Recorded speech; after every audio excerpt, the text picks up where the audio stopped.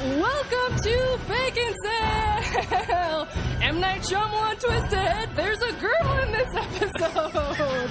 Wow. That's all I got. She just basically spoiled the entire episode. Yeah, we usually don't get to what the show's back till like 10 minutes in. But we do the teasers now, too. Yeah, oh, yeah, that's Jacob, true. have you been taking estrogen therapy? Yes. Because you sound so Call different. me Caitlin. I mean... Oh, you would ruin it by making it topical. Sorry. I would. Well, you're not Jacob. Wait a minute. I'm not. Where is Jake? Jacob has gone home. Okay. He's passed on? No, not that far home. Okay. Maybe he's been dead the whole time. He just went back home to the woods where he could build a jacuzzi. That's all I really know about his trip. Yeah, that's kind of strange. Yeah, His family home where he could build a jacuzzi? Yeah, he's going back home in the woods where he can build a jacuzzi. That's what I know about it. Okay, so we do have a guest today, though. We do. I'm sure everyone noticed. Our third ever guest? Yeah, our third guest. And the first female guest on Baconsale. That's right. It only took us 24 shows, so at that ratio, I mean, it could have been worse. We're misogynist. Yeah, Yes. for sure. I mean, I think everyone knew that by now. Yes. Well, well, first of all, let's introduce ourselves. I'm Joel. I'm Kent. And I'm Emily. Emily! Emily, how's it going? So good. So, yeah, sorry, Joel. I know we're both so excited to introduce Emily here. There's a girl in the room. Emily, why don't you tell us a little bit about yourself and why we chose you to be on this podcast? Well, first and foremost, I am the fact checker that you guys always talk about in every episode, or the listener. Either way. Well, we actually have two fact checkers and one listener. Okay. Oh, yeah, one listener. Yeah, Well, I'm one of the fact One checkers person and that the listens listener. for enjoyment and two people that just want to correct us on Okay. everything we get I'm wrong. not sure which one it is. But it just goes to show you out there, if you comment enough and persistently enough, we may bring you Put on me the show. on the show. Well, here's the thing, because Emily is part of an awesome podcast called War Horse versus War Machine. War Machine versus War Horse. That's what I meant. War Machine Of versus course. War Horse. Same. Did I get it wrong again? Yeah. What's I it don't called? know. Okay, tell us what it is so people can find it. War Machine versus War Horse. Yes. Yeah. And tell us what the show does, because I think it's awesome. Yeah, so we take a new release and then we pit it against two older releases that kind of have the same theme. For example, With The Visit, because we have an episode for that too, we reviewed The Visit, and then we pitted it against Burnt Offerings, which is this 1970s horror film, versus The Skeleton Key with Kate Hudson. And the theme is old people and their scary houses. that's appropriate. Yeah. that makes sense. And it is great for anyone listening and they don't want to listen to new movie reviews, Right. just in case they haven't seen the movie. What they do is they do like 30 minutes of a review, non-spoilers though. Right. I mean, it's all just, hey, here's how it is. And then they pit it against two older movies, which everyone's probably seen. And then the last maybe 10, 15 minutes is actually a spoiler-filled review. Yeah, depending on if it needs to be a spoiler film. Yeah, But yeah. stuff like that, we did that for The Visit for sure. Which you kind of need to. Which you need to. So Well, and we do need to put a clarification on there that we are going to talk about The Visit, the newest M. Night Shyamalan movie. Yeah. But we're going to do it spoiler-free. So we're really not going to talk about it much at all. Well, we can talk about what we liked and what we didn't like. General impressions. General. Yeah. Okay. But we don't want to spoil the movie for you. If you want to know more about it, you can ask us about it at baconsale.com. Because there was one time we did an Avengers review, and we tried to do it spoiler-free, and it was about 45 minutes of us being like, and then the one guy, Yeah. and then the can't Hulk. No, I punching the guy. I liked our Ant-Man version where we did the spoiler-free review first, and then we went full spoilers. Yeah. Although I will say we will be discussing pretty much all of M. Night Shyamalan's work, and we're not going to spoil, or we're going to spoil basically every other movie he made because Except for The Visit. except for The Visit. Yes. That's the thing is After Earth is the last one we'll probably spoil, and if Can you you haven't seen spoil it, yet, it was, there's no real twist in that one, but it's 2 years old, so statute of limitations. So please listen, but it's also your fault Yes. for not seeing these We're putting movies. this If you've disclaimer never ahead. seen The Sixth Sense, turn away and fix that right now. Oh, we'll talk about that. I have a story about me getting spoiled on that. So, guys, I really want to talk about M. Night Shyamalan because, to me, he is such a puzzle. Okay. And that's probably intentional on his part. A reverse Cuomo puzzle. What does that mean? It's a puzzle of a guy who got in a car accident and then changed his life. I don't know. You spoke for about a half hour on it last time. Oh, a reverse Cuomo. I thought you said a reverse Cuomo. And I was like, I was like, what do you mean? You don't Listen, have maybe no psychologist, episode What's on a it? reverse Cuomo? It's actually a wrestling move. I don't know if you guys know that. Okay. you mean he's actually a rocker who is actually pretty secure with himself. Yes. And consistently popular. Yes.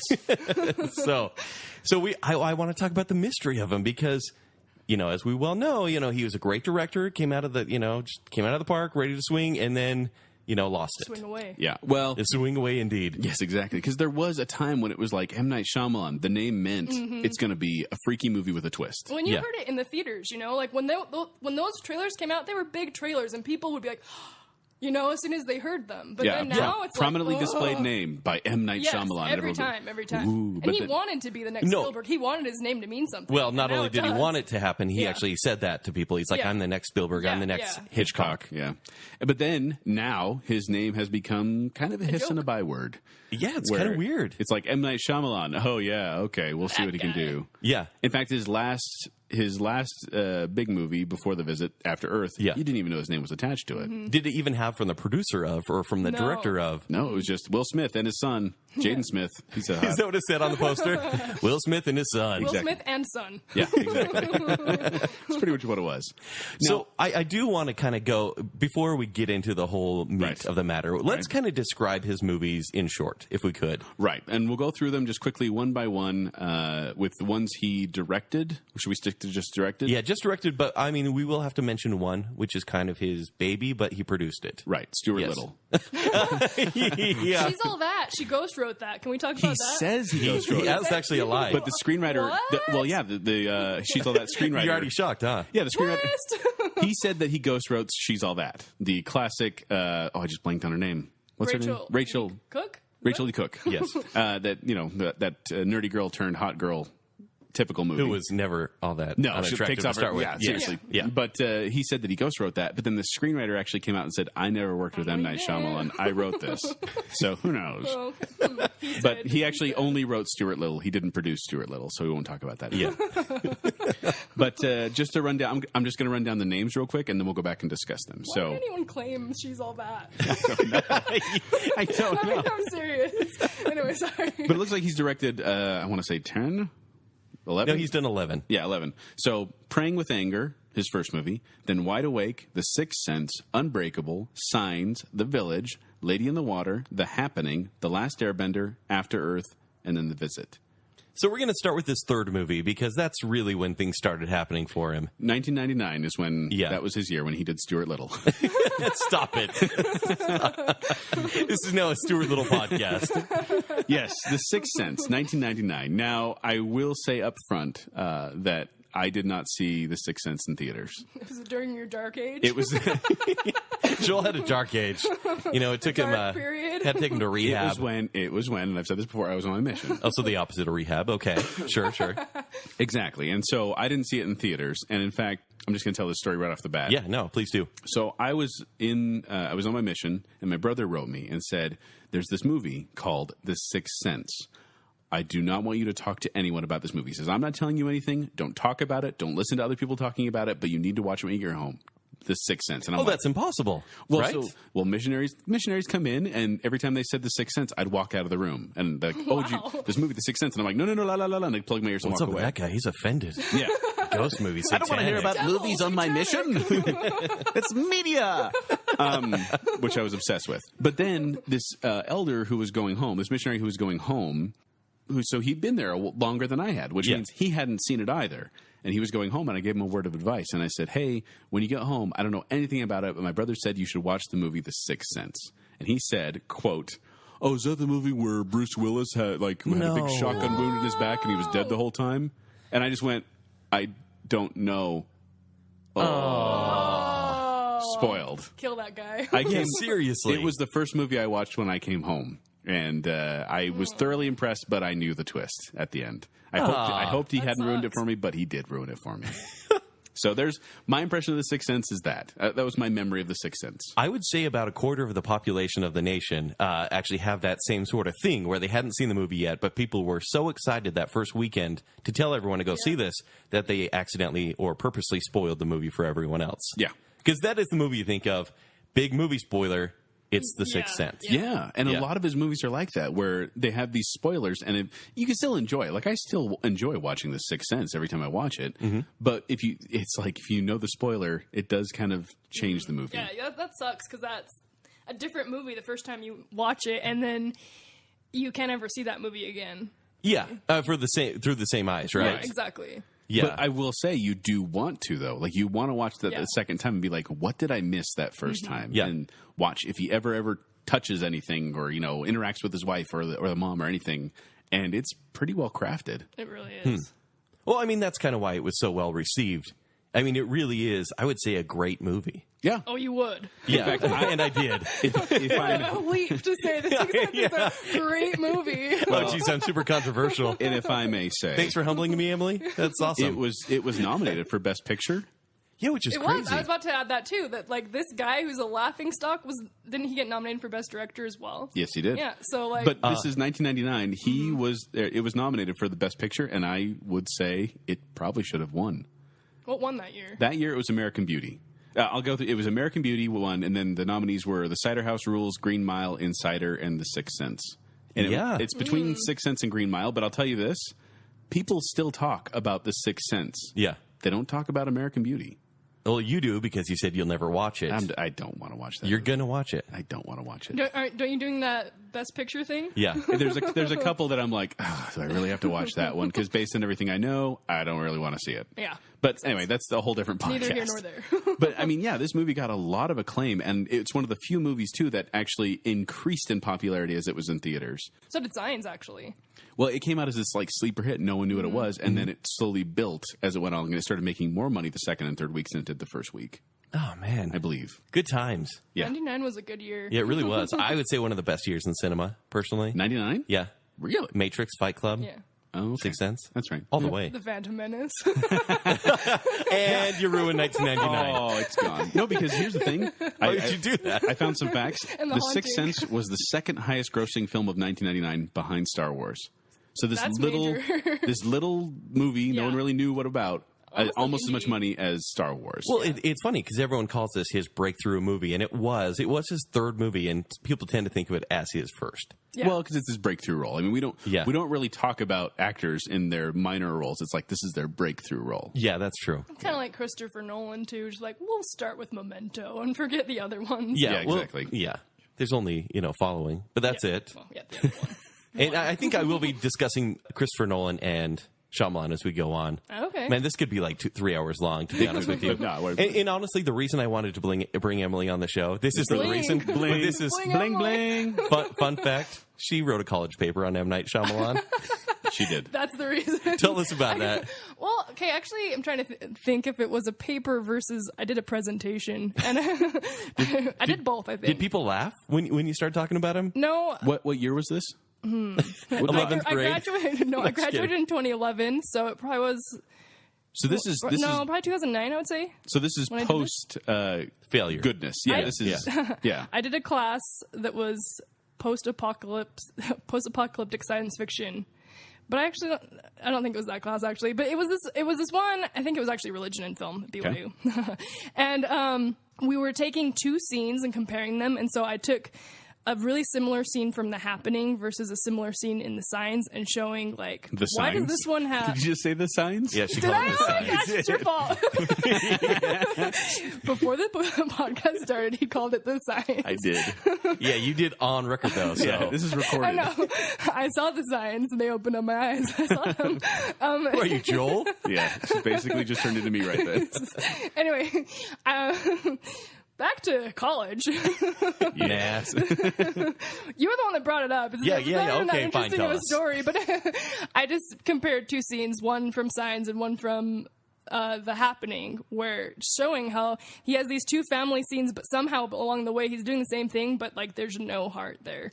And where did it go You remember wrong? which scene from The Happening, which scene from Sixth Sense? Just I briefly. know the scene from Signs. I can't remember the scene from Oh, The it was Happening. Signs, The yeah. scene from Signs was the dinner table scene. Okay. Oh, Well, so Which is good. such a great scene, Yeah. and there, you feel the heart, and it is, except for I always think to myself, where did they get all that food? They're in the middle of nowhere. They live on a farm. They live on a farm, but they have like mashed Food potatoes and storage. bacon cheeseburgers. Do they go out and slaughter a cow? Yeah, I mean, you have to. It's They the had last corn. meal. Corn's the easiest thing ever. But No, that's what I'm saying. That's all they had. That's what I'm okay, saying. I They was had gonna say. corn. I didn't see any cattle out there. well, Meryl And then wanted chicken teriyaki. was it the dinner scene from The Happening when they're all sitting around the awkward table? I think it was. I don't know. I mean, it was, She slaps the hands of the girl. She tries to get the cookie. That or was something. awkward. so It was some weird. scene that was trying to emulate like this like heartbreaking moment, but it clearly just failed. Yeah. And so I put the scenes back to back. That's really all I remember. I have the paper somewhere. I can put it up on Baconsale for you to read. We're going to put college papers on Baconsale. I'm going to post mine about horror movies in the 60s. We're going to have hero brackets and college thesis papers. That's basically what it comes down to. So, Joel, if you could, please quickly go through, not to rush us or anything, we're like 15 minutes in, but rush through the rest of his films, because I can't wait to get to what went wrong. Okay, well, Yeah. Well, I mean, did you guys both get your impressions of The Sixth Sense? Yeah, I mean, the only thing I'd want to say, too, is I'm a lot younger than you guys, but, I was like in what, Jeez, thanks, Brandon. Yeah, I'm an old. No, I'm not.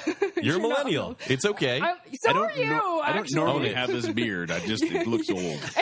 I was in 6th grade when this came out, and I just, it was the movie. You know what I mean? Like, all the trailers coming out, every single trailer, he would do his deep breath and I see dead people. That was all that needed to sell the movie, not the twist. And so the fact that, the premise alone was so scary.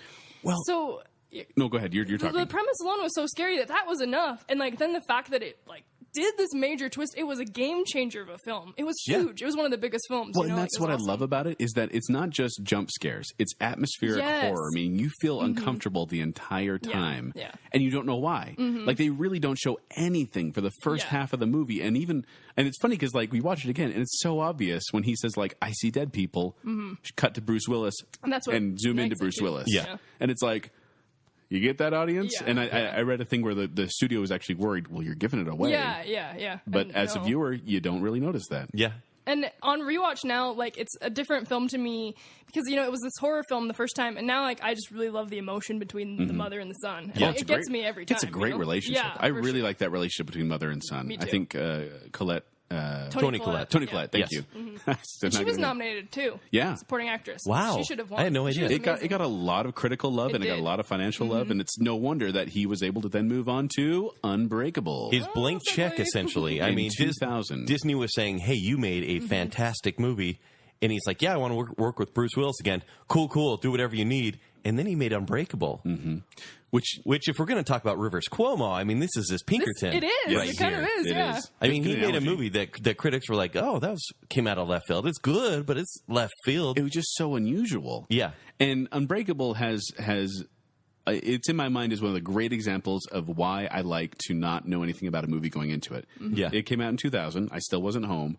And that one didn't get enough buzz. And so I came home watching this movie, no idea what was going to happen. And then when you find out the superhero aspect, I was like, oh my gosh, this is a superhero origin movie? That is amazing. Yeah. It's amazing. And it's so well done. I mean, if this movie came out right now, it would almost be the perfect movie. Because I really think there's exhaustion with the superhero genre. Oh, yeah. And this movie would just it would stand out. Whereas back then, it was just like, what the heck are you making? That's not a horror movie at all. Well, no, the funny thing about it is when a Disney executive, Walt Disney Studios executive, actually bought the rights to The Sixth Sense without consulting any of the other executives or corporate. And he got in trouble and actually dismissed because of it. And they didn't really want to produce it, so they just sold it to Spyglass Entertainment, and then they still retained distribution rights. Oh, okay. Unbreakable comes along, and that's when they basically gave him, kind of like, okay, we'll let you do whatever you want. Because they learned that, this guy kind of knows what he's doing. And I think this is kind of when, much like Rivers Cuomo, started to make the parallel again. It's true. He's like, I made something great and everyone praised me, and now they're not accepting my second work? I mean, audiences weren't quite sure. Joel, do you have the numbers on this, like box office? I think it was a flop, right? Well, that's the funny thing is it earned $248 million worldwide, but still considered financially disappointing by the studio. Wow. Like they weren't impressed with it. Domestically, it didn't do as well. Well, and the reason I bring that up is because did you guys hear that this was supposed to be the first part of a trilogy? Was that something that you guys believe? I've heard that. Yes. After the fact, in fact, yeah, he wasn't quite sure what he wanted to do with the character. Mm-hmm. He wanted to maybe wait till technology got a little bit cooler because the next ones would have been pretty awesome. Right. And he was waiting, and then things happened to his career, and basically people said, please don't ruin this movie. Well, but here's the thing. In December of 2000, Shyamalan denied rumors he wrote Unbreakable as the first installment of the trilogy. He said he wasn't even thinking about it. Okay. And I in my mind, for some reason, I don't remember where I heard it, but I heard this is the first part of the trilogy, and then we get to see the superhero progression. Yeah. But apparently that's not even true. It's not true? That's what I would prefer it That's not what to be Wikipedia, true, source of all honestly. knowledge and truth, said. Well, he says this now that he wants to make it into a trilogy. And he says that was a plan all along. Well, and Bruce Willis said something about it when it was being released. Yeah. That he would like to see a trilogy. But M. Night Shyamalan said apparently that wasn't in my view. In fact, when they made Devil, which we'll get to, he wanted, other directors. Nice. Thank you. One more time. Devil. He wanted other directors to take his stuff, like Devil, and make their own, movie, kind of because he was getting panned like crazy. And the Unbreakable sequels would have been part of that. Well, and it's got to be Yeah. hard because M. Night Shyamalan his name is associated with twists. Yes. And he's been attached to certain movies, and every time his name is attached to a movie, you think there's going to be a twist. In fact, he was, I guess, set to direct Life of Pi, Yeah. which is the movie about the boy on the boat with the animals. Yeah. And there is a twist in that film, but he said he actually didn't want to end up directing it because he didn't want his name attached to it because that would automatically put that perception in there. Whereas going into the movie without his name in it, you don't see the twist coming. Yeah, true. It's almost unfair to see an M. Night Shyamalan movie now because it's there's going to be a twist. Even though After Earth, there isn't one No. happening. Not really. Honestly, I wouldn't even say Unbreakable is really a Would you twist say because it's really a Science? slow progression. No. I'd say twist. When you It's a find out twist. about Mr. Glass, Yeah. Okay, that's Call pretty me shocking. Mr. when Glass. you find out Samuel L. Jackson caused all those things, Yeah. it's just Yeah. what? Okay, I'll give you that. Because that's what's so great about that movie is that Bruce Willis is kind of the unlikable one the whole time. Yeah, And it's then true. and you root for Samuel L. Jackson. Mm-hmm. Yeah. And so when it's turned on its head, you're like, what? You know, I've been rooting and for the bad guy. yeah, for sure. So I Yeah. disagree. I would say Signs, though. I don't know if that's a twist so much as a revelation. Well, people would say the water thing in Signs was a twist. I don't think it's Yes. a twist. I It's like wouldn't say so. I think it was just a build. Yeah. I mean, it's just a clue. similar to And things. a lot of in people The don't like Visit. it, but I have to say I do because I didn't see it coming. And that's kind of why I think it is a twist because this Yeah. little girl had this thing about the water and it's like, whatever. And then they happen to have all these water glasses around and I was like, oh, that's awesome. It felt like a twist to me Yeah. because it was something that caught me off guard that I did not see coming, which Yeah. seems like a twisty thing, but Okay, so Signs is about aliens. Signs Came out in is about 2002. It's probably his most summer-friendly movie, I would say. Dun, dun, dun, dun, dun, dun, dun, dun, dun, dun, dun, dun, dun, dun, dun, dun, dun, dun, dun, dun. I was trying to think of the next song. Dun, dun, dun, dun, dun, dun, dun, dun, dun. For those of you- That's Inception. Oh, yeah, sorry. No, we're doing the theme to Signs, which I would say the theme from Signs is the only recognizable theme song to me of these Yeah. movies.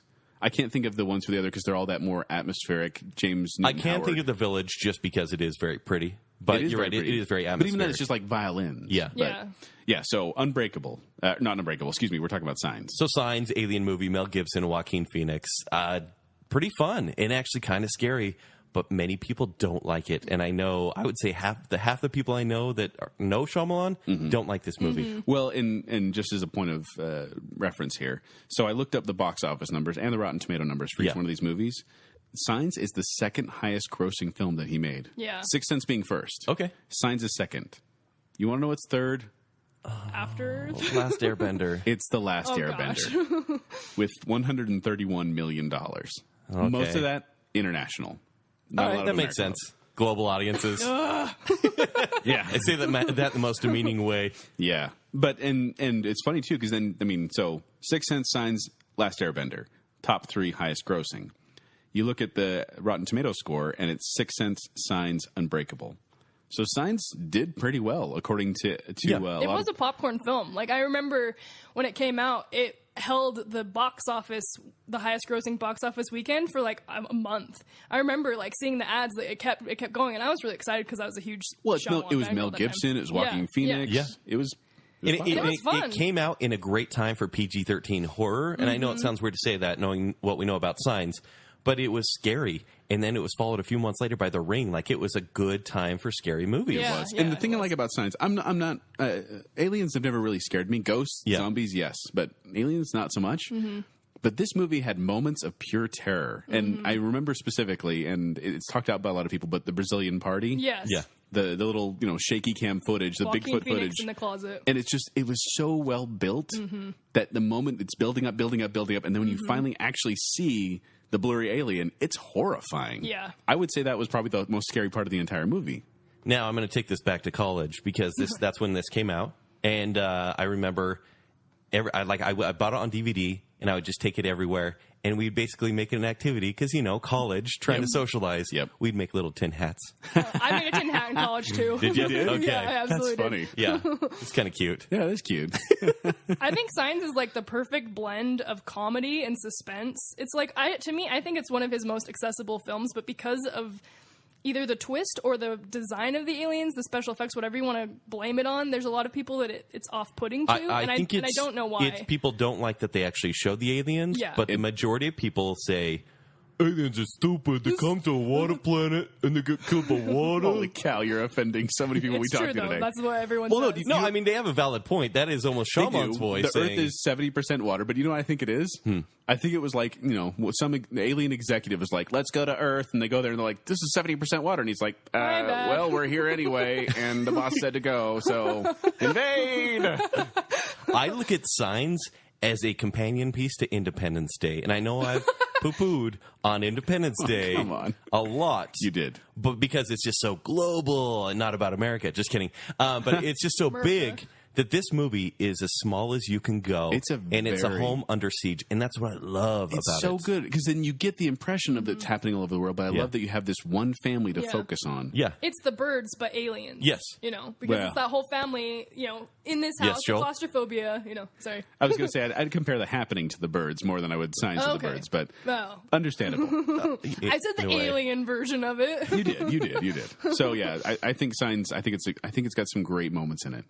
But then let's move on to The Village, which is the most controversial. This is where the audience starts splitting. Yes. It's noticeable. You can see it. Mm-hmm. I remember the trailer for this one, and it looked like a straight-up horror film. Mm-hmm. And everyone was excited. Yeah. And keep in mind, every one of his movies have been mismarketed. That's true. Yeah, he did. Maybe with the exception of Signs. I don't remember the trailers. I don't think that's mismarketed. Well, it wasn't really marketed as much. That was a thing. Yeah, it was just kind of I underground. don't know. Like I said, the trailers are always everywhere with the I see dead people. And okay, that's true. I was like, okay, this movie looks awesome. Yeah. So I think that one was okay. And then you saw The Village, and you're like, I am so into this. The acting was so good by everyone. And then she jumps over the fence. Well... Okay. I wouldn't say the acting is great, because I will say I remember thinking, man, they're so awkward in their way they talk. And it was because they were forcing them not to use contractions. But it just sounded Really? You noticed that? Like, grammar police over here? I was an English major. Nerd. Nerd alert. And I did guess the first twist of, once again, spoiler alert, that the monsters aren't real. Well, yeah. But I did not guess the second twist, and I was caught off guard when they said, "Oh no, this is just you're in modern times. You just live in this village that is olden times." Yeah. Did you know, by the way, that apparently there's plagiarism accusations about that? Because there's a book called "Running Out of Time" by Margaret Peterson Haddix that is about this a village whose inhabitants are secretly forced to live in the 1830s when the year is actually 1996, and a girl is actually told to go out and find medicine for diphtheria.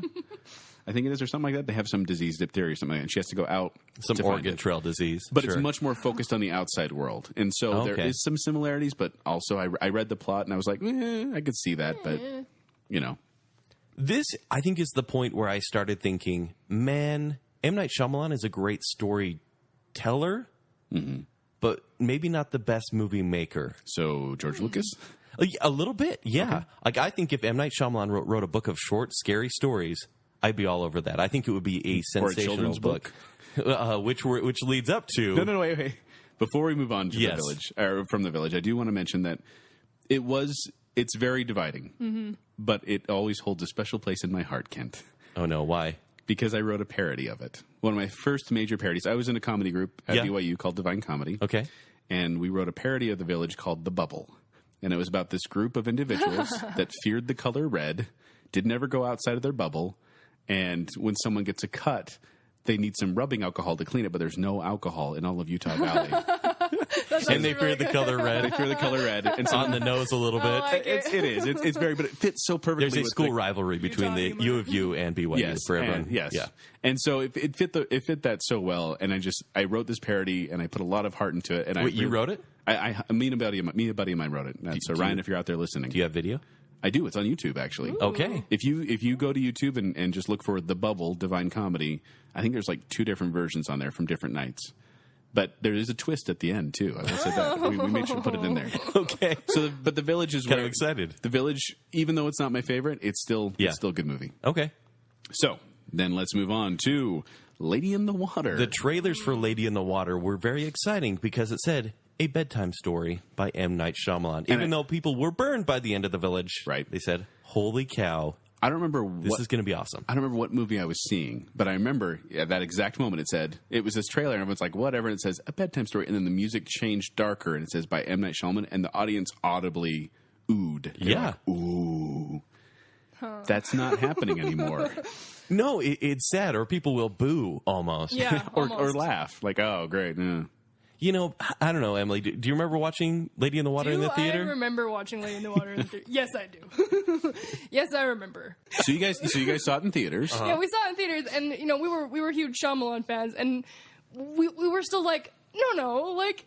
Well, there's merit to this. It's fine. It's fine. Like, yeah, great idea. Oh, look at the characters. Are great. Paul Giamatti is awesome. Paul Giamatti and Bryce Dallas Howard. Yeah, they're fine. Like, I mean, it's not as amazing as the other, but it's good. And then I bought it on DVD for Pete's sake. You did not. I did. I saw it once in the theater, and I said, I think I like that. I'm going to buy that. Have I even opened it? I have not. At some point, some rewatch happened, and it's like, no. I saw this movie on DVD. And I felt insulted. Me and my family all watched together, and we got through, and we were all like, that was one of the dumbest movies I've ever seen. Yeah. I have not gone back and watched it. Yeah. People have told me, no, you got to go back and watch it because it's a child story. You got to think of it like a bedtime story, like for children. I don't know why they have colds. But, but I don't want to. I don't want to waste my time on that because I watched it, and I was like, this is really unpleasant. And so on the nose. Yeah. Also, I want to point this Movie out. critic. Did you guys notice that M. Night Shyamalan put a little more of himself in each movie? Yes. Like Sixth Sense? The ego. Now, let's save this because I think this is part of the downfall. And this is where we need to get to this. Okay, we'll get to that. All right, so Lady in the Water and then The Happening, 2008. Yep, The Happening happened, I guess. The Happening happened. About a movie about wind killing people. Yeah, wind making people kill themselves. Yes. Grass, too, leaves. Anything green. Okay. Is it controversial for me to say I don't hate this one that much? A lot of people hate it. A lot of people hate it. But there were genuine moments of terror for me in this movie. Are you kidding me? I'm not. There's moments that still get You me. mean when the camera pans back and there's rustling through the Not trees? that. I'm talking about the guys just jumping off buildings. I'm talking about the girl stabbing herself in the neck. I'm talking about the lion part, which was really weird. The forest lion biting the arm off. Yeah, that it looked fake, but it still was just unsettling. And then especially it was the car accident, and then, spoiler alert, John Leguizamo survives, only to then cut his own wrists. And for some reason, that moment stuck with me and horrified me. I'm actually with you in that I think that there's more here that's salvageable than Lady in the Water.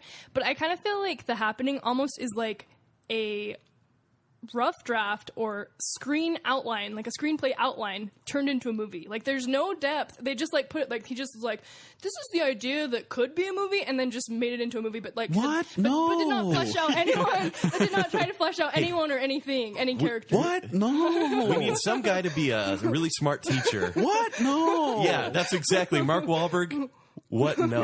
Yeah, for those of you that haven't seen it, Mark Wahlberg, it's just his delivery when the woman says, "You're here to kill me, aren't you?" And he goes, "What? No." The way he says it is so like patronizing. Yeah. I don't know. It's it's a movie that ruined Zooey Deschanel for me. She's just mouth breathing the entire time. You know, like doe-eyed.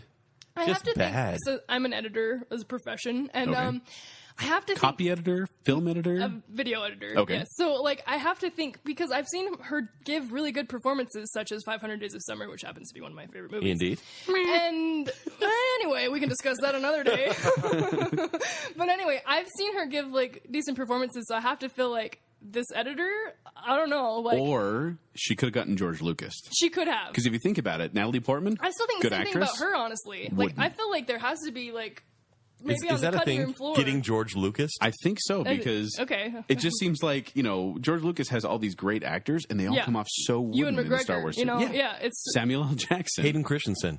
Shattered Glass, Jake Lloyd, cool. Jake Lloyd. Hey, Mark Wahlberg, one more time. What? No. Right. And that movie just ends. Like they go outside and they think they're going to die, And I then guess. they don't. Yeah. And then the wind stops. It wasn't fully formed. Yeah, it's just... And speaking of not fully formed, we have The Last Airbender. This movie that was taken from a children's series. Which you are incredibly passionate about. I am, and I have talked about on the show before. Yeah. In the Which TV Show Should Become Movies podcast.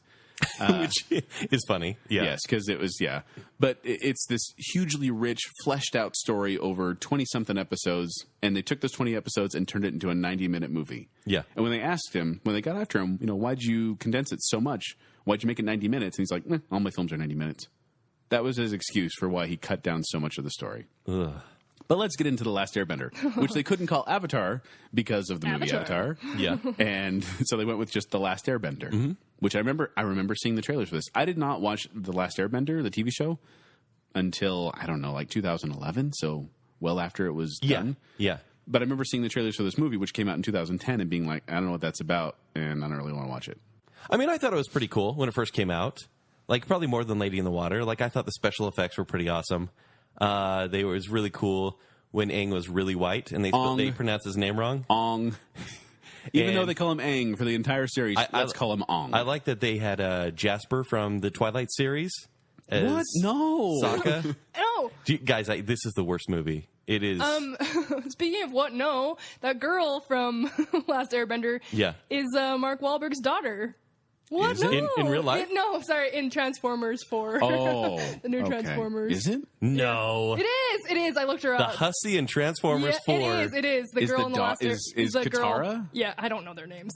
You're lying. No, You need to watch the it's true. series. We need a fact checker for this fact checker. No, it's true. I looked it up beforehand. And speaking of fact checking, I'm going to do some revisionist history here again because you're like, oh, when it first came out, no, you told me as my movie critic friend, Emily, do not go see The Last Airbender. Don't see, and I had not seen it until 2 days ago because for this podcast, I avoided seeing The Last Airbender this whole time because you told just me watch not it to. for this one. Yeah.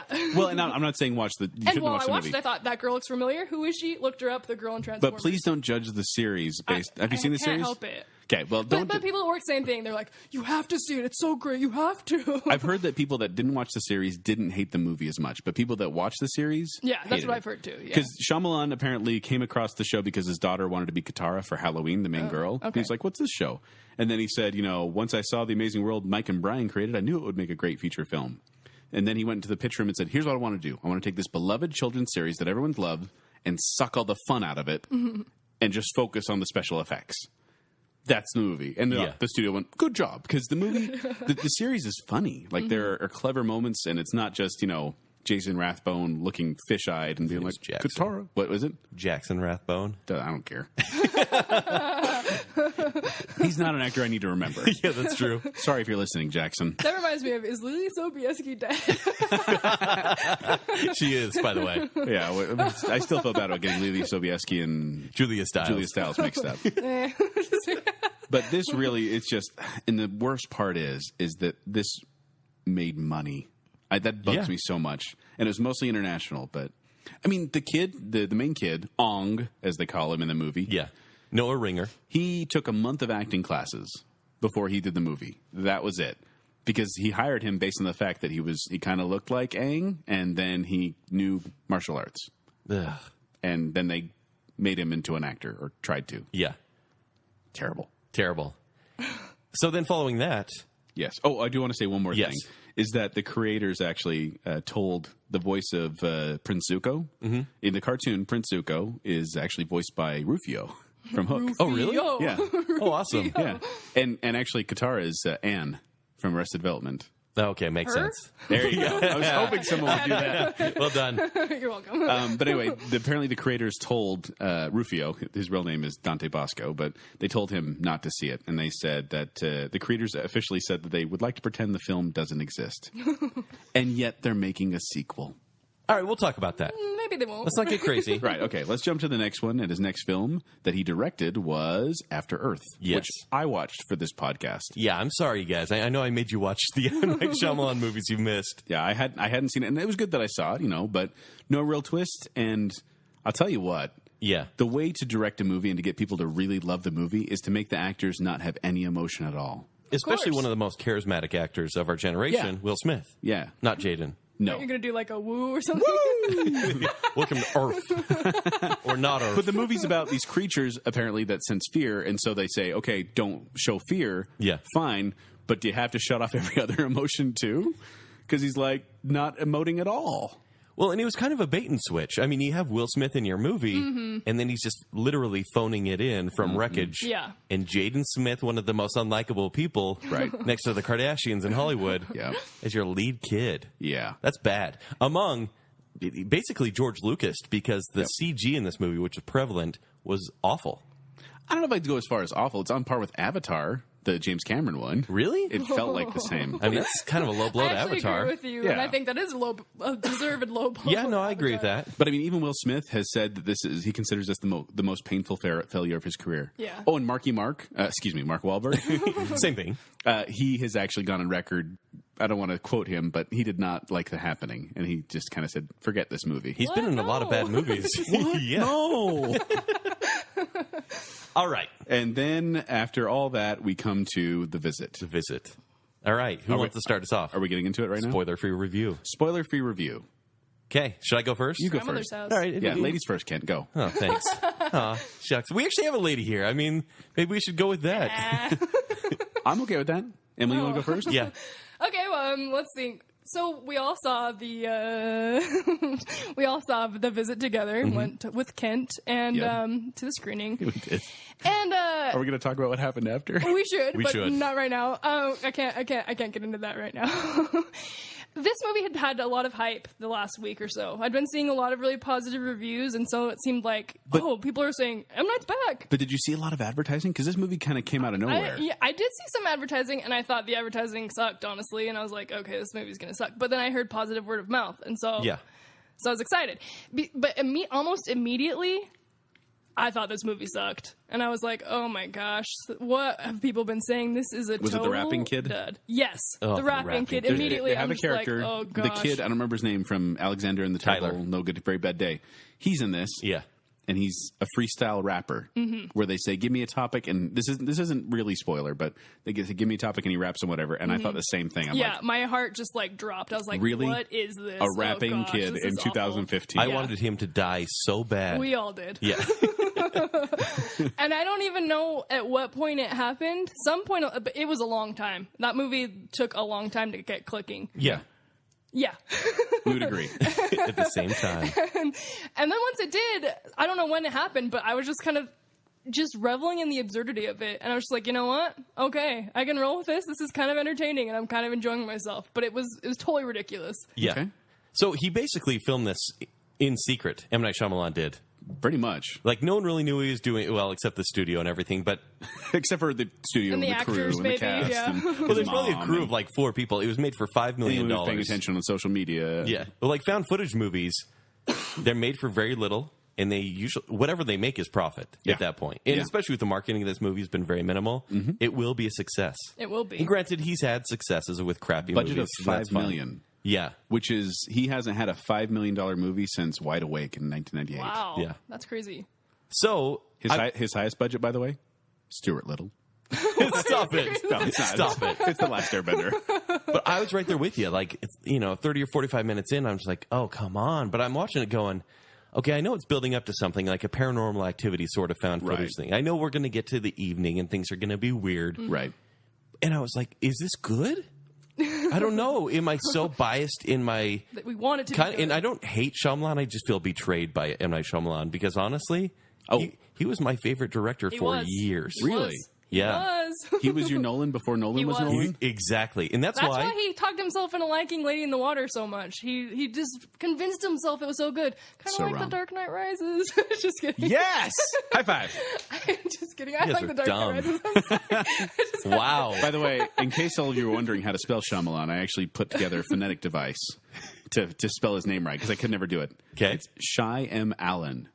Shy M. Allen. I like that. Shy A.M. Instead of Alan. like Alan Shy, it's That should be Shyamalan. the Thanks for next that, Joel. movie. There you go. Little tidbit of information for But you. like, I just felt I felt betrayed by M. Night Shyamalan, and honestly, I didn't hate After Earth as much as everyone you else felt betrayed No, when, no, though? I didn't when either. did you feel betrayed, though? Well, When he it was convinced actually himself that Lady in the Water was bad. Water, and I had to promise myself that I liked the movie, and I just couldn't. You know, I just felt it was You all just didn't wrong. get it because you were a critic. Yeah, and critics are evil in this I'm movie. cynical, and I'm no longer a kid, so my inner child is dead, as we've said. All right. But in this movie, I saw this like from a teenager's eyes, like a creepy old couple. Oh, The Visit, yeah. Yeah, with The Visit. Like, holy cow, this is getting weird. And once it started getting weird, and I think it was honestly playing hide and seek Oh, yeah. under the house. Yeah, I think that's when it maybe got me too. And then Yeah. seeing a few things that made me really unsettled. Yes. There are some unsettling moments in this movie I'm going to let you know right And now. I'm going- Old-timey nudity. That was the name of my band in college. Not like old person nudity, but old-timey nudity. Old-timey. Keystone Cops, watch out. Yes. It might as well have been okay. So, There is a bum in this movie. twice. Yes. Well, half bum and then full bum. Never go full bum. So I knew from that moment, I was like, because it was mostly a game. I don't want to give any spoilers, but I'm like, okay, I don't know what to expect anymore. Mm-hmm. I am not able to predict this, and honestly, I didn't want to predict it. Right. Yeah. Because clues are all over the place. It's a Shyamalan movie, and that's what sets this found footage movie apart from any other found footage movie. But I just wanted to go for the ride, and boy, did it take me for a ride. Did it feel found footage to you? Well, No, no, because it was so professional. It was almost like a Chronicles I'm not in that saying way. it in a bad way. I'm saying that found footage films, especially, I mean, they're all horror. It's like that's the genre for found footage. They're so tired. That genre is so tired. And every time another found footage film comes along, which for those of you who don't know what found footage is, it's basically what it sounds like. It's like Blair Witch. They find the footage in the forest, and then it's all the pieced together. You know, they're Edited, filming yeah. themselves. Also a movie from 99. Yeah. Oh, yeah. Good year. Good year. But it didn't feel like that to me. Like I forgot that I was watching a found footage film. I would only get brief reminders, and then I would forget again, which shows they did a good job. Yes.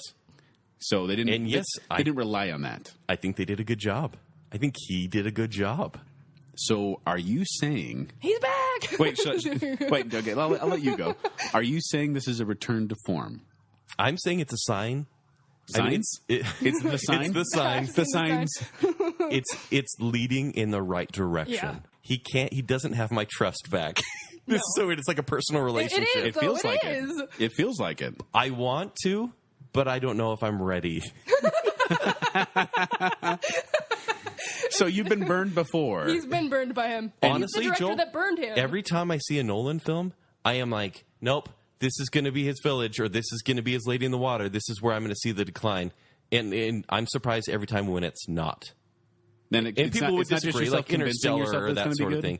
Yeah, well, I mean, obviously there will be some convincing, but after time, I'm just going to have to accept that. If Nolan comes out with a crappy movie, I'm If he going to have comes to out accept that. with his Cars too. Yeah. So, but yeah, I really enjoyed it, and there were things at the end that I was laughing just as hard as I was jumping. Yeah. I was being disgusted. I screamed at the screen. I mean, I didn't scream, but I talked to the screen, and I don't do that. What did you say? Nope. Don't go into that hallway.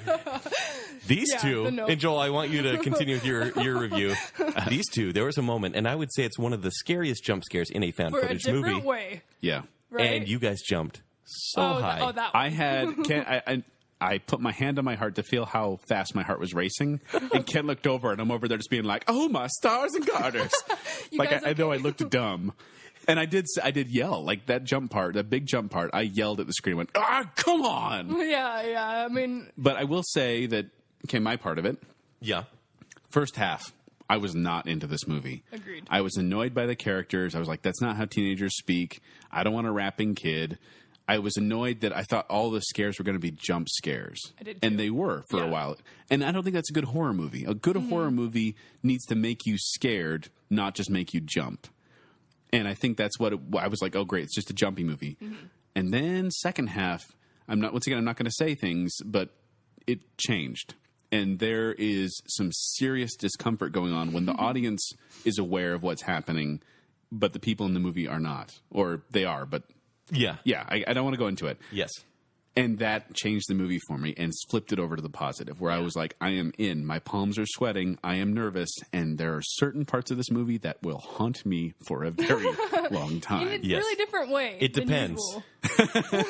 Exactly. That's what I mean. Like, in a different... something that's more horrifying than you would actually think of usually in a horror movie. And this isn't a spoiler, but the movie's about an older couple and older people. Yeah. And I don't want to said to Kent and Emily that I felt bad for the old people in the audience. Yeah. Because I'm scared of them now. As well as some of the other people at the And gateway. then, let's just say it. We went out. We go outside.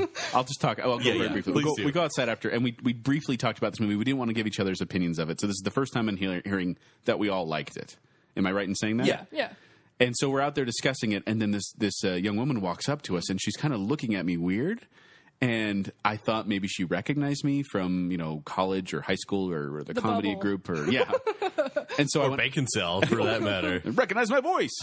But I said, "Oh, hi, how's it going?" And she came walking up. She's like, "Do I know you?" And I'm like, "Oh, you look kind of familiar. I'm sorry. I maybe." And then she proceeded to try to ask us to vote for Mayor Ralph Becker of Salt Lake. But seriously, like, in the creepiest way possible. It was a Dead very eyes. weird thing. Are you guys from Salt Lake? Where do you live? Yeah. And seriously, dead eyes. Wait, Obvious. are you guys even from Salt Lake? Yeah. And we were They just told coming me out of what this to movie, do and I when was it like, I don't know if it's just because I'm out of this movie, but I am really creeped out right now. Yeah, it was And very then, unsettling. you want to tell your incident right after that? Or Kent's incident? Which was came going- first? Yeah, it was What Emily's. was your incident? Okay, Emily. Oh, okay, it's yeah, just go that through there was madness going on at the gateway that night. There was just homeless people everywhere. Joel goes to his car.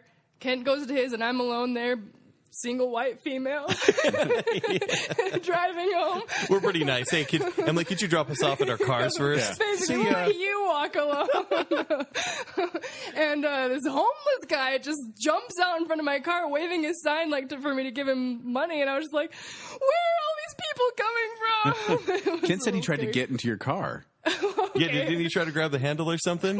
No. Okay, that's Well, like that's got asking lost your in time. translation. No. That's not so scary. It's just a guy asking for money. He jumped in front of my car, and I had to be like, get out of the way. You were going to hit him, huh? I was going to hit him. You were. And then Kent's incident. So later that night, I went and did my other podcast with Pod Goblin, and I'm in West Jordan, and it's 2 a.m. when I get out. So I'm walking to my car, and it's this just nice little suburb. All of a sudden, there's this minivan coming from down this long street with its lights off. And I was like, Just slowly down the street. slowly in my direction, and there was inside, another girl there. There were 3 grandmas. No, Wait, I really? seriously thought about the 3 grandmas. I am kidding you not. We'll talk about the 3 grandmas on in an October show. Oh my gosh, yeah, because there is a 3 grandma story. And they were coming towards us, and I was like, holy crap, and this girl's like, you got to protect me. This You got to girl? protect me, Jess. You got to protect me if something goes wrong. What And the- I'm like, I don't know. Am I going to protect her? Like, this thing started getting, what? No. It started coming slower and slower towards us. And then all of a sudden, another car came from the other side with its lights on. And then this car coming towards us flipped its lights on, just kept going. And I noticed the other car was a cop. And I'm like, were we just saved by a cop? I don't know. But I don't feel right. And so I just drove home as fast as I Well, could. I did too. As soon as I drove on the freeway, I just ran all the red lights. But the reason I want to bring this up is because it shows this was an effective horror movie. Yeah. Yes. Because we were all on edge and a little spooked out. Yeah. And I think it was well done. And so in my rating system, Kent, I'm going to give this 3.5 stars. Okay. There you go. Where there's flaws. We all have different But ones. You have letters. I would watch it again. In fact, it was very close to a 4. Yeah. Because I want to show it to other people. But I have to acknowledge that the first half is just weak. There's no way to get around that first half. It takes a long time to get going. So it's not an easy movie to recommend to people because if they can't make it through that first half, they're just going to write it off. Yeah. It's the kind of movie that I wouldn't watch on my own again because I've got the story. Showing with someone else, But though. I would love to see a new pair of eyes watch this Exactly. movie. Yes. That's how Yeah, I'm show it to feeling, someone too. and then Yes. just watch them at certain parts. Yeah. Exactly. What would your rating then be? I give it a B. A B. I called that yesterday. Yeah, you did call it. I totally called that. Yeah. I gave it a 7 out of 10. All right. So stars, letters, numbers. There's horseshoes and diamonds and rainbows and this is a Lucky Charm rating horseshoes system. galore. So there we go. There's our review. So I of want to this. ask you guys, do you think he's back? No. I put I put Just this no. on par with The Village, in that it's not wow. his best work. It's on that teetering factor, but I think it's leaning towards the good side. I think The Village is more artful than that, though. I think, and there's like better performances, and I think a better crafted movie. I think if I were to put this on par with anything, I would put it on par with Devil, which we didn't discuss. Which we can discuss now if you want. Okay, let's discuss it. But I think it's about on that level. See, I have a big problem with Devil. Oh, I mean, I like the concept. I think there are some scares, but the cops behind the scenes really lost me. And actually, I kind of Cops saved your life, man. No, they really did. And when they drop angel. the toast and the butter side down, and that means the devil's nearby, I'm like, that's the dumbest thing I've ever. It is, but that's it's folklore. They landed on the water planet, and it's so they hate water. It has its flaws, but okay. So Devil, That's how I feel about he didn't. it. Like, I want to bring this up. He didn't direct it. It's he produced it, and it was part of the Night Chronicles trilogy. Yes, which is to this date is still just one movie. Yeah, what's the second one? It's only 80 minutes long. Really? Only 80 minutes Wow. long. Yeah, I and think it's a story about people trapped in an elevator, and one of them is the devil, and they kill them off one by one, and you got to figure out who the devil is. And I will say, I think this is the best seminary video ever made. What seminary videos? It has a religious theme, and I got to the end, and I'm like, man, that was a horror movie, but also has a very spiritual message. I could honestly talk to spirituality in any single one of these movies. So can I read he this? He has a spiritual Yes. side. This is his take on his movies, and I will get to the religion in just a second because that does come up quite a bit. Okay. He says, I think there's a commonality to my stuff. It's not It's just not what they're saying the commonality is. Everyone talks about the twists, but I say my stuff is character-driven tales, focusing ordinary people dealing with the unknown. I like B genres treated as A genres, and there's often a way of talking about spirituality that isn't religious. And I think he does pull that off. I think he When does. he's good, I think that's what he's doing. Well, and some people didn't like the overtness of the spirituality and the signs, And I love because it. it was about a priest. And can I get to that real quick? Please do. There's a theory on Reddit that's going to I know Reddit's trash, and everyone can say whatever they want. It is. Come on. They're totally going to bag on us now on Reddit. But there is a theory there a about Baconsale signs film? for those people who may not like signs about what signs is actually about. Mm-hmm. And I know there are aliens and whatnot, but it's actually this guy says it's about demons. Because this is actually a story about the loss of faith and finding it once again. Mm-hmm. And they talk about how Mel Gibson's daughter was, when everyone saw her when she was born, they called her an angel. Mm-hmm. And that her relationship to water is shown to be very special and spiritual. And she places like water everywhere around the house, which they call vials. It's essentially holy water. And so it's a vampire movie now. Well, demons. Right. And so when these creatures come into the house, that is what hurts them, much like a vampire movie, right? And it's kind of like, these aliens are trying to get in this house. It should be pretty easy, but they can't get through doors and stuff. Just like demons, you almost have to invite them in some way to actually How come does through that the remove door. spirituality? No, it doesn't remove spirituality. No, I'm saying it's actually overt. Yeah, it's yeah. I'm less pretty sure about- they would have gotten through that door had he not put a pickaxe in front of it. He did not invite them in. It's a spiritual pickaxe. Okay. But I'm saying this movie I is thought the movie was about baseball. yeah, swing away, right? Yeah. No, but I really enjoy Signs just because of kind of coming full circle. And Aliens to me, it's a small part. It's about a guy finding his faith again, and whether you like that sort of stuff or not, he's not a flat character at all. No. There's definitely some growth on almost by everyone in that It's movie. growth. Yeah, for sure. And I like seeing growth. Okay, that's weird. Whatever your pleasure. Yeah, but you guys should check it out. I can share it on the Facebook page. But yeah, The it's Red pretty discussion? awesome. No, it's not Yeah. bad at all. Cool. I like it. Can we talk about his cameos now? Yeah, Because I just want to get into that. How it's just interesting to me that, hold on, we pull back up the list here in chronological order, is that Sixth Sense, he's just a doctor giving information. And not even giving information, just asking about the abuse marks. So he kind of... Which is fine. He's a side element. Sure. he's a Hitchcock. He's just, trying to be that yeah. Well, I don't think Hitchcock ever had that much... No, Hitchcock would be cameo. getting off a bus. Yeah, he's in the background. Yeah. In a lifeboat. Yeah, lifeboat. Lifeboat. He's just on a Boat picture raft. on the newspaper. Yeah, boat raft. Okay, so then we go to Unbreakable. Oh yes, he's the one that he stops for the gun. He's the one who first when David Dunn starts realizing his powers. So he's a little more integral to the plot. Then you get The Village.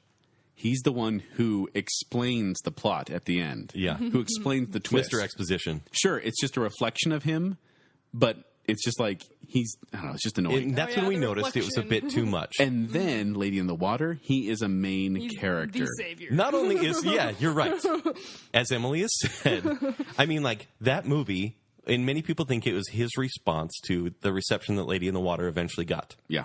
That critics The Village, you mean. The Village. The Village got torn apart by critics. Right. And in this movie, we have a writer/creator that will eventually influence presidents, world leaders. Save the world. Save the world. And we have a critic who is ripping apart everything that happens. Yep. And the Very on the critic nose. is ripped apart, literally. Yes. By a monster And dog demon. figuratively. Yeah, exactly. So that was the peak of his cameo period, and I would say one of his weakest performances. Because then, Absolutely. well, one of his weakest contributions. Because then, Happening, he's just a voice on the phone. Last Airbender, he's just a prisoner.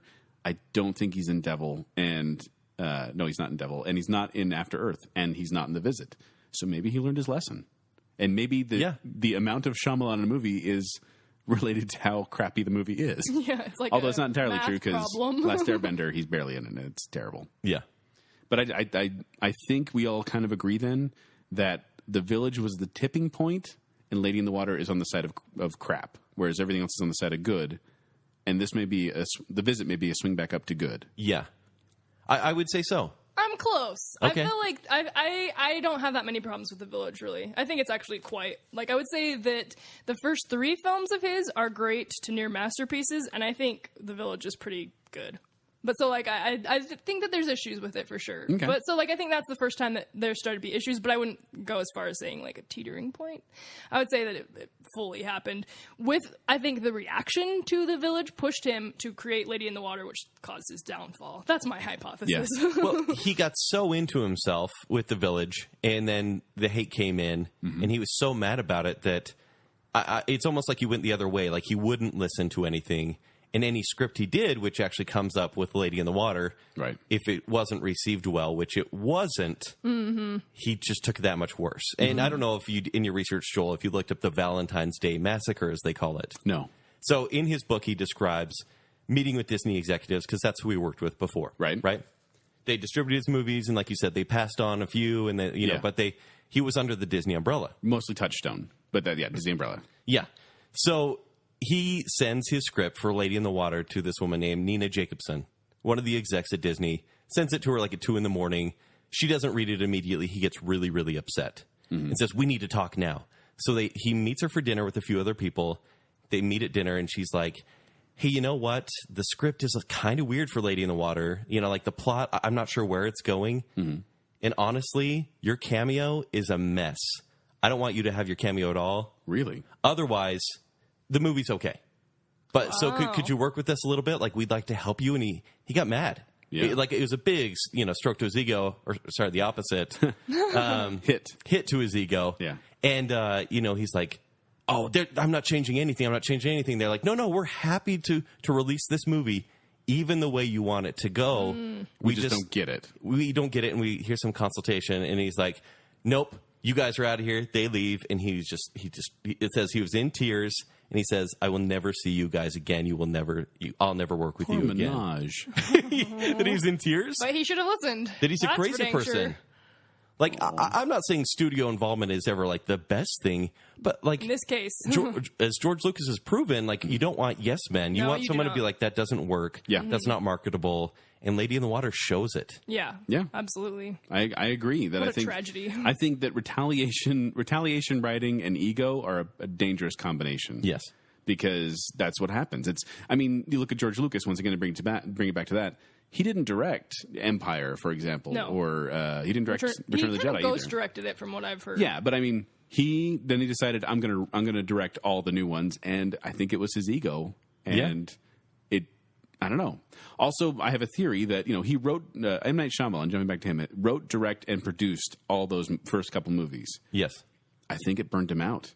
I think he had these ideas and he went through them and he was doing all this work, and then I think he got to like The Village and Lady in the Water and The Happening and just was burned out by then. Yeah. It, I would agree. It's couldn't kind do it of anymore when they announced him for Life of Pi at first, I was actually excited because I think because it said the word pie. Yes. Pie. That sounds good.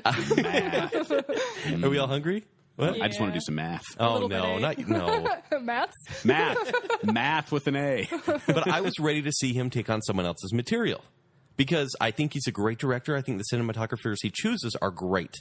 It's just his ego was getting in the way. And then you saw Last Airbender. Well, yes. His ego was writing checks his body couldn't cash. Exactly. But then, I was excited for it, and he's made a few good things from other people's adaptations. Like, for example, well, not After Earth, because that was adapted, and that was a mess. What was it? But I will say that I've recently, in the past week, watched Wayward Pines, which Jake has told me to watch, and I kind of enjoyed it. Wait, is that someone else's adaptation? It is. It's based on a book series. So it's a TV series about... It's 10 episodes. It's The Prisoner meets Twin Peaks meets The Village. Whoa. I know. So it's a riff on... It's nothing original. You've seen it all before. Right. Matt Dillon wakes up after a car accident. Matt Dillon. Exactly. No, it's Matt Damon. Yeah. He wakes up in a car accident. He's in Pleasantville, USA, essentially. Which is Idaho, by the way, which I think is hilarious. Oh, it's great. It takes place in Idaho. Idaho? Really? They just outside whoever Boise. Whoever made this clearly has never been to Idaho. It's all hilly and mountainous and everything, and Idaho's flat and barren. So creepy. West Idaho. Kind of like East usual. Idaho. Yeah. What?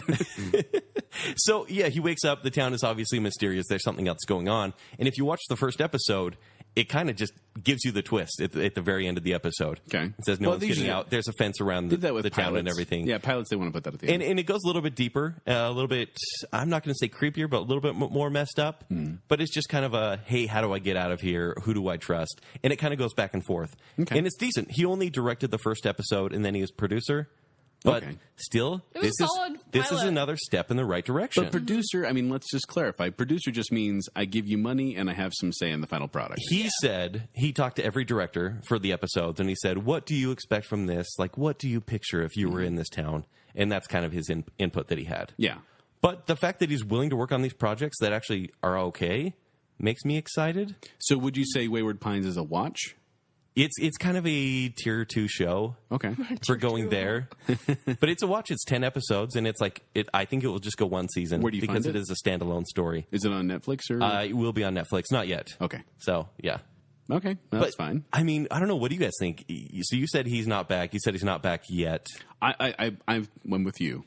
I've been burned before by Shyamalan. I think we all have. But this is definitely a step in the right direction. He's making amends. This is like sending the flowers after a big fight. Although, and this could be rumors because it's only a couple movie blogs out there, but they said Avatar 2, The Last Airbender, he would like to make, and it says he's confirmed it, but no one else has. No studios confirmed it. It's just a mistake. And if you look at the cast, as you said, the girl plays the hussy in Transformers 4. Yeah. Well, a little too grown up. Yeah. The highest rated movie on Rotten Tomatoes, 6 cents. Yeah. 85%. The lowest rated, The Last Airbender, 6%. Yeah. It's horrible. It's his worst one, and yet it's a third highest grossing. So this seems to me an obvious money play instead of a passion project. He has no passion for this show. No. If he did, he wouldn't have changed it as much as he did. Well, he even said it's hard with Avatar 2, or if he ever decides to make it, says, it takes 2 or 3 years where I don't get to make 2 of my own movies. So there's always a struggle of choosing someone else's material over my own. And he says before he ever thinks about doing that, he's going to make one of his own movies first, another thriller. Which is fine. Yes, I agree. Also, I want to point out the lowest grossing movie. Which is? Wide Awake. But the one that we know the most that would be Lady in the Water is his lowest grossing major movie. I don't know where Stuart Little lands. About coming back to old projects, do you even trust him enough to want to see an Unbreakable sequel? No, absolutely not. Exactly. Yeah, you just don't even want him to go near it. Yeah. And so I hope that's one rumor that he's had a long time to stew in his juices. No, and honestly, that sounds kind of bad. Yeah, that sounds weird. I don't think it's at the same level. I need to see other films to prove that he could do that. So, again. if he follows the direction of other people, because Patton Oswalt, I don't really like him as a comedian. He pitched Unbreakable 2. 2 and 3, and they're great. He also pitched a really good Marvel crossover in Parks and Rec. Yes, he did. Yeah. Didn't he do a Star Wars one too? Yeah, that was the Marvel crossover. crossover. Yeah. But no, if he followed other people's advice, do you like Star Wars, Emily? Yeah, exactly. It could be good. I think Bruce Willis would be down because he's basically immortal. He looks the same as he did then. He really does. He does. Samuel L. Jackson too. Yeah. Yeah, true story. Robin Wright Penn. A little bit. Actually, How about that? That is the worst kid in cinema history. If we're talking about killing kids, Hold on. That's another show altogether. Don't kill kids, please. if we're talking about the kid in The Visit that needs to die. He's not the kid in that movie is not the greatest actor, but I will say that moment when he's pointing the gun. Yeah. Friends don't shoot friends. Well, I've said that a couple times myself, but that moment is it felt so real to me that it stressed me out. And then when they're making those jokes, trying to lighten the mood, I was like, that's exactly what I'd be doing. Yeah. So, But I don't know. I don't want to see it, actually. I want the Unbreakable to stand alone. I do too. I don't know. I would love to see a continuation of David Dunn's story. But it's so realistic. I mean, where does it go? I mean, he's still a guy in a raincoat who doesn't really get hurt. Look at Patton Oswalt's pitch. I agree. That's where you go. Shyamalan's too much of a gamble, though, to even want to see it. And I think his ego's too big. He wouldn't take Patton Oswalt's advice. It's really too bad because remember watching all the DVDs of Shyamalan's movies, and he included a movie he made as a kid. Mm-hmm. And this was me as a kid. I'm sure it was probably you guys as well. Yes. But making movies in your backyard was so much fun. And I see him as just a movie nerd growing up who got success way too early. And then I think exhausted all his ideas and resources. Yeah. He needs some time to reflect and to, recharge, I guess. And I think this is showing promise. Mm-hmm. The Visit is showing promise. I think The Visit is the best indicator we've had in the last 10 years, really. Yeah. That, there's anything that he's got tricks up his sleeve still. He still has something to offer. He does. And I'd be perfectly happy if he became kind of, like you said, an idea man who let other people take on these projects and do it for him, or he's taking other people's projects. Yeah, he just needs some collaboration. He does. It's hard, though, because, I feel like his early films, he really did have a talent for directing young actors, especially, the performances he got out of everyone in The Sixth Sense were amazing. And well, I mean, Haley Joel Osment's just amazing. But everyone, Bruce Willis and Toni Collette, everyone. So I think he does have strength as a director, and I think it's kind of selling him a little bit short to say that, he should just be an ideas man. I don't know, but I mean, certainly I'd say one or the other, honestly. I agree. Or both, just not at the same time. Like you guys said, Devil did turn out pretty well. I like Devil. Except for the butter on the toast. I don't mind it because it's folklore. Folklore. Anyway, so to wrap it up, I just want to talk about, so we've talked about, where he went wrong and if he has promise, but I just want to have a kind of quick, if you had to rank his movies, how would you rank them? All right, Emily, you want to start us off? So my number 9 would be The Last Airbender. Okay. Is it easy? Easy. That was the one I've avoided for the longest time. I'll be honest with you guys, I fell asleep in it. I didn't finish it, and I didn't care to. I almost fell asleep in After Earth. I had to stand up for a bit.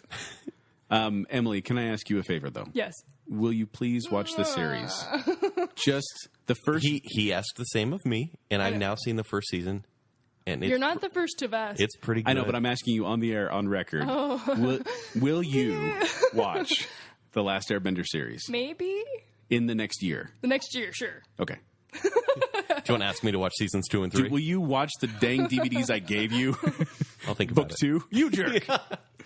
My number 9 is The Happening. Wow. Really? I think that's the worst Shyamalan movie, one of the worst movies ever made. Like you said, there are moments of horror, but they're completely undeserved. They're there to shock you, and the movie gets the worst performances from actors, it's about wind. It was M. Night Shyamalan's first rated R horror movie. That was all hype. And Except for Stuart Little. Yeah. All right, so Joel? My number 9 is The Last Airbender. Yeah, it's obvious. makes sense. I have a lot of hate for that because of what they did. What they did to the show. Yeah.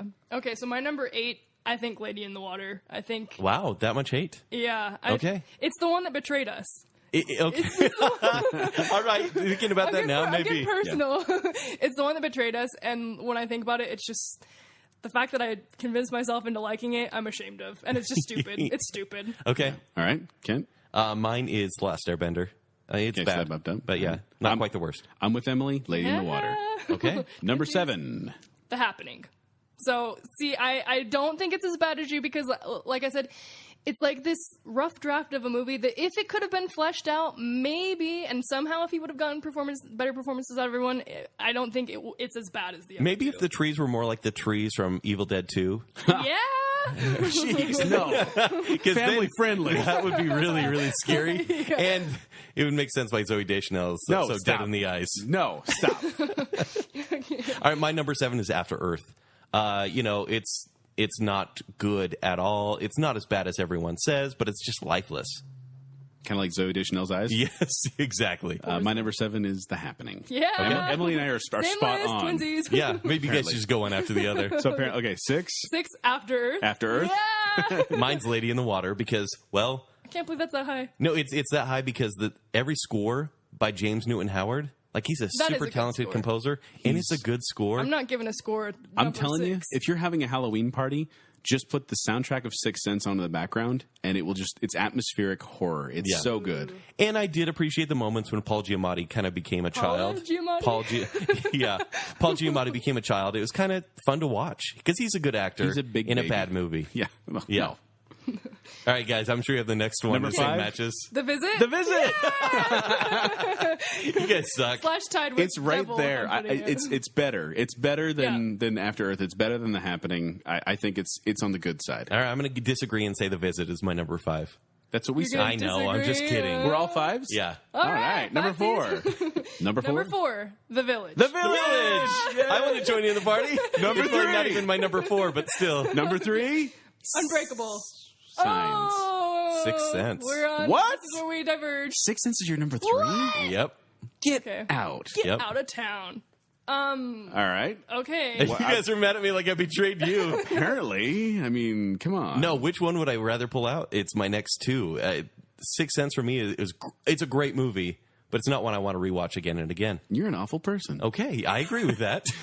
Number 2, The Sixth Sense. Unbreakable. What Signs. is going on? I thought for sure we'd be on par with this. Unbreakable's my number 2. So my number 1 is Signs, which is shocking. Unbreakable.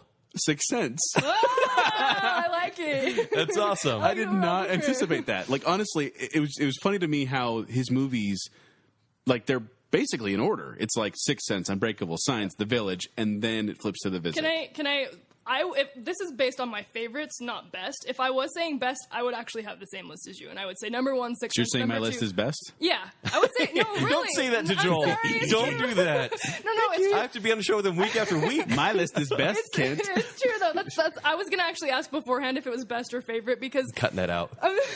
Well, no, this is favorite for me too. But like favorites But wise, I'm glad like, you think my favorite's the best. Spiritually speaking to me, I really dig Signs. Like it speaks to me and it gets me emotional. That was I think- that was your number 1. yeah, it's my number 1, and it just like, and I know a lot of people hate it, but it's Even though there's cursing in it. That's actually one of my favorite moments. Like I cursed. I heard. See, and Unbreakable to me is the biggest surprise of the bunch. It is just, there's so much Well, and you depth love to it. superhero and Marvel stuff, so It's more like a DC movie, and I think that's why I like it. it is more of a DC movie. Yeah. I'll buy that. muted palette. Yeah. So there we go. I'm actually fairly surprised. I thought we were going to be Do you exactly have the same anything the whole else way. you want to throw some No. love on The Sixth Sense or? Well, he did write Stuart Little. I don't know if you guys know that. I think we also need to talk about She's All That. But, let us know at baconsale.com or on Facebook or on Twitter which M. Night Shyamalan movie you like, also which one you hate. We like to hear both sides of that. And let us Yeah. know, if you see The Visit, please let us know what you think of it, because we weren't able to talk spoilers in this one. Is he back? Yeah, seriously, back? I would like to know. Are And, we crazy? Are we just hoping for the best? Yeah, and finally, please rate us and review us on iTunes. We love to get your feedback there. We got a couple new reviews, which we're really enjoying. Yeah. It helps us out when you review us and rate us on iTunes. Emily, one last chance to plug yourself. Yes. Well, you can find my site at moviesandmayhem.com. Once again, that's movies. Movies and Mayhem. So movies and Letter mayhem. N, like Toys R Movies Us, and but Mayhem. movies and Mayhem. Yeah. Are you still doing lists or just movie reviews now? Well, this has been a really bad year for movies, same. so I'm like having a hard time I writing haven't done the anything list in lately. like this whole year. It's So it's been a bad year. But I did do a review for The Visit, and I'll try and write more frequently. I know I need to. And they can also find you on the podcast? Yeah, and the podcast is you can find me on Twitter at EmilyMackey1138, and then I'm also on the podcast War Machine versus Warhorse. And you're not on all the time, just a lot of the time. Yeah, just a lot of the time. yeah. I can't be bothered. I'm too much of a diva to be No, on but all it's the time. always We good when you're noticed. on. So yeah, It's way better when I'm on. yeah. But it's I mean- it's a fun show. Go check it out. They're also on Podbean. Yeah. So one of our Podbean brothers Yeah. Podbean and brothers. iTunes. and too. sisters. Yeah. Ken, you want to plug Sister. you? Yeah, that just sounds weird. Plug you. Whoa, take it easy. All right, you can find my stuff at ShowtimeShowdown.com, at Twitter and Instagram, at Kenny3DD. And then you can find me at Quick Wits. They perform every Saturday night at the Midville Performing Arts Center. Also at QWComedy.com. And you can find me on Twitter at 786Joel. Yay! And then Emily gets to close us out, right? Because she started us. Wait, but how do I close this out? I feel like we have a twist coming, and the twist is that you've been Jake the entire time. Dun, dun, dun. So now do your best Jake impersonation and say, "This has been Baconsale." This has been Baconsale. That sounded the same. Yeah. Do your best Jake impression. Try to say that's funny, but really disinterested. That's funny. Okay, that's pretty good. That sounds exactly like Jake. Thanks, Jake. Thanks. I saw the signs. They opened up my eyes. I saw them. Jacob has gone home. Okay. He's passed on? Spoiled. You're a millennial. It's okay. Maybe if the trees were more like the trees from Evil Dead 2, it would make sense why Zooey Deschanel is so dead in the eyes. No, stop. But it's just lifeless. Kind of like Zooey Deschanel's eyes. Dun, dun, dun, dun, dun, dun, dun, dun, dun, dun, dun, dun, dun, dun. Aliens are stupid. They come to a water planet and they get killed by water. I was an English major. Nerd. Nerd alert. People have told me, no, you gotta go back and watch it because it's a child's story. You gotta think of it like a bedtime story, like for children. And then he went to the pitch room and said, here's what I want to do. I want to take this beloved children's series that everyone's loved and suck all the fun out of it. What? No. I wanted him to die so bad. We all did. There is a bum in this movie. What? No. Well, half bum and then full bum. Never go full bum. I put my hand on my heart to feel how fast my heart was racing. And Ken looked over, and I'm over there just being like, oh, my stars and garters. You're an awful person. Okay, I agree with that. What? No.